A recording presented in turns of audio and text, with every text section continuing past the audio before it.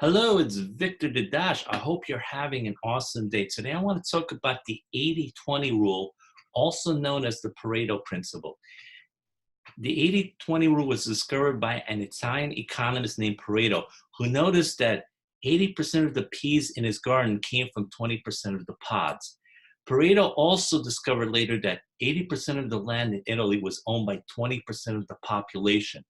Later on, Pareto did research in other countries and found similar numbers. So what the 80-20 rule teaches is that 80% of your results is going to come from 20% of your activities.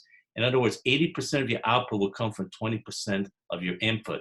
And businesses have discovered that 80% of their business usually comes from 20% of their customers. 80% of their sales will come from 20% of the sales force. So if you own your own business, say you have an online marketing business, you are going to discover that 80% of your business is coming from 20% of your activities. And you got to figure out what are those activities. So for example, an online marketer, he might discover that 80% of his business coming from activities such as hosting webinars, running Facebook ads, hosting events, creating products, sending emails on a consistent basis to their list. So what that marketer needs to do is continue focusing on those activities because they're generating most of his business. And the 80% activities that are giving him only 20% of his business, he should focus less on that business and maybe even outsource that to other people because it's an inefficient use of his time.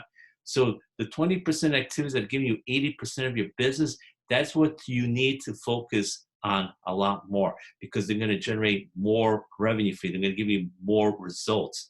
So you need to discover what are the 20% activities that are giving me 80% of my results, and then focus on those activities a lot more and focus less on the activities that are giving you less revenue, less results. So when you apply the 80-20 rule, you're going to have a much more profitable and successful business. So those are my tips for today. I hope you got a lot of value, and I'd like you to subscribe to my channel below. This is Victor Dada signing off. Have a wonderful day. Take care.